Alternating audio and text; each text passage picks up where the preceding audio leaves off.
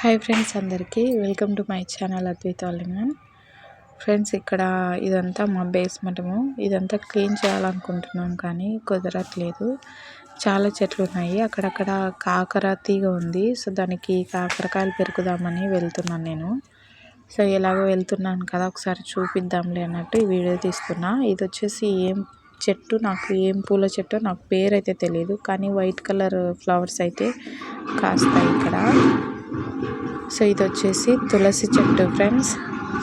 కొంచెం ఇది మేము ఈ మధ్య పట్టించుకోవట్లేదు అసలు ఈ బేస్మఠం అన్నది.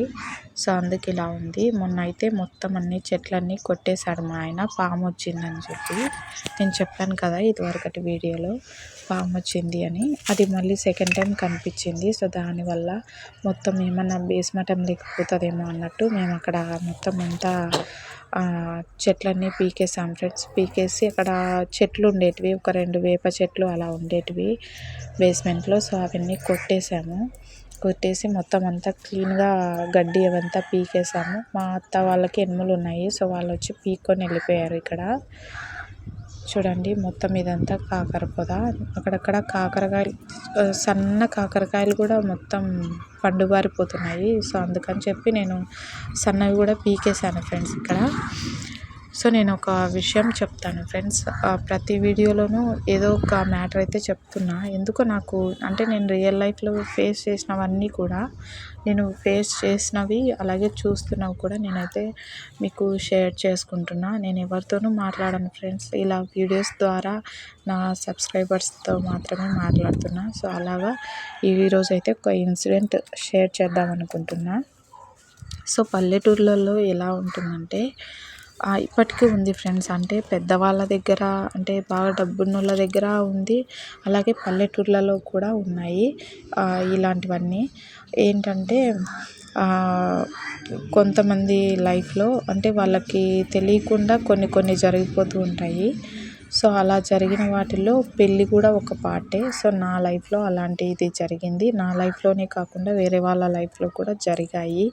బట్ వాళ్ళు ఫేస్ చేసిన కొన్ని ప్రాబ్లమ్స్ నేను చెప్తా ఈరోజు. పెళ్ళి అంటే ప్రతి ఒక్కరికి ఒక మంచి ఒపీనియన్ ఉంటుంది ఫ్రెండ్స్.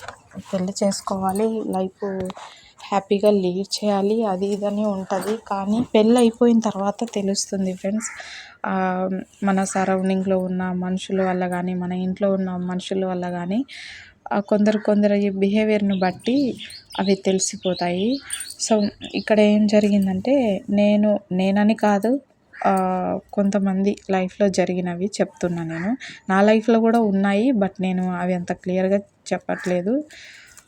ఏం జరుగుతుందంటే, సపోజ్ ఒక ఇంట్లో ఈ 2-3 కోడళ్ళు ఉన్నారు అంటే వాళ్ళల్లో తేడాలు అనేటివి గమనించవచ్చు ఫ్రెండ్స్. ఏంటంటే కట్నం తీసుకొచ్చిన కోడలు, కట్నం తీసుకురాని కోడలు అని. ఎందుకు అనంటే కట్నం తెచ్చిన ఆమెకి ఒక వాల్యూ ఉంటుంది, కట్నం తీసుకురాని ఆమెకి ఒక వాల్యూ ఉంటుంది. ఇప్పుడు నేను ప్రజెంట్ సిచ్యువేషన్లో నేను మా ఊళ్ళో చాలామందిని చూస్తున్నా. అట్ ఏ టైం నేను కూడా ఫేస్ చేశాను అలాంటివన్నీ కూడా. ఏంటంటే మనం ఏది అంటే కట్నం తీసుకురాని వాళ్ళు ఏం చేసినా తప్పే అంటారు, తీసుకొచ్చిన వాళ్ళు ఏం చేసినా అది ఏమైనా సరే అది కరెక్ట్ అంటారు. ఇంకొకటి, వాళ్ళకు రెస్పెక్ట్ ఇస్తారు. ఇంకా ఎక్కువ మాట్లాడాలంటే వాళ్ళని ఏమీ అనరు, వాళ్ళు తప్పు చేసినా కూడా ఏమీ అనరు, ఏమీ కూడా. ఇక్కడ మనకేమర్థమవుతుంది, డబ్బుకు వాల్యూ ఉంది తప్ప మనిషి క్యారెక్టర్కి అయితే ఎక్కడా వాల్యూ లేదు ఫ్రెండ్స్. నాతో అందరూ బాగా మాట్లాడతారు, ఫైనల్గా అయితే ఎందుకో తెలియదు కానీ నేనే చెడ్డదాన్ని అయిపోతాను. నేను ఎంత మంచిగా ఉన్నా, ఎంత వాళ్ళకి మంచి చేసినా నేను లాస్ట్కి చెడ్డదాన్ని అవుతాను. నాలాగా చాలామందిని చూశాను ఫ్రెండ్స్. నేను ఇలా కట్నం తీసుకురాకుండా మాటలు పడ్డ వాళ్ళని, బాధపడ్డ వాళ్ళని చాలామందిని చూశాను. అస్సలు మినిమం రెస్పెక్ట్ కూడా ఉండదు. 1 రూపీ అయినా కట్నమే అంట ఫ్రెండ్స్. పల్లెటూర్లలో అలా ఉంటుంది. 1 రూపాయి అయినా కట్నమే అంటారు. సో అది మనం తీసుకొని వెళ్ళలేదంటే చాలా నీచంగా చూస్తారు. ఎవరి దగ్గర వాల్యూ ఉండదు, ఎవరి దగ్గర, ఇంక్లూడింగ్ మన హస్బెండ్ దగ్గర కూడా వాల్యూ ఉండదు.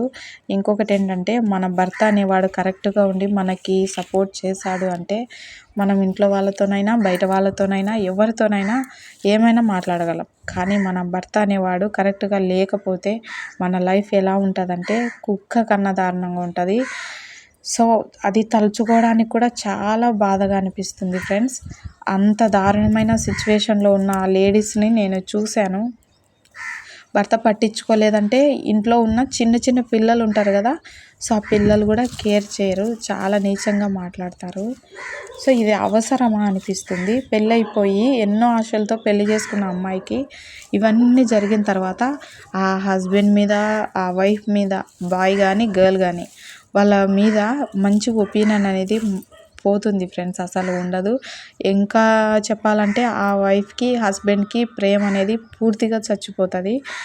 చాలామంది కలిసి ఉండండి, మంచిగా ఉండండి, అది ఇది అని చెప్తారు. కానీ మనం ఒక్కసారి మన హస్బెండ్ మన మాట వింటూ మనతో కరెక్ట్గా ఉన్నాడంటే బయట వాళ్ళు ఎన్ని మాటలు మాట్లాడతారో, మొగుడిని కొంగికి కట్టేసుకుంది అది ఇదని, అంటే కట్నం తీసుకురాలేదు అయినా కూడా భర్తని గ్రిప్లో పెట్టుకుంది అన్నట్టు మాట్లాడతారు. ఇన్ కేస్ మనం కొట్టుకొని చచ్చామంటే ఖచ్చితంగా దాన్ని కూడా అంటారు, ఇట్లా పెళ్ళి చేసుకున్నారు, ఏం తీసుకురాలేదని కొట్టుకొని చస్తున్నారు అని మాట్లాడతారు. సో పల్లెటూరులో ఏదైనా హైలైటే, మంచి అయినా చెడైనా. పల్లెటూరులో మంచిదే అనుకుంటారు కానీ ఒకడు బాగుపడుతున్నా ఓర్వలేడు, ఒకడు చెడిపోతున్నా కూడా ఓర్వలేరు. అంటే దాన్ని హైలైట్ చేస్తారు, దీన్ని హైలైట్ చేస్తారు. ఇంకో విషయం ఏంటంటే మన ఇంట్లో వాళ్ళు కూడా మనకి రెస్పెక్ట్ అనేది ఇవ్వరు ఫ్రెండ్స్ ఎక్కడ కూడా.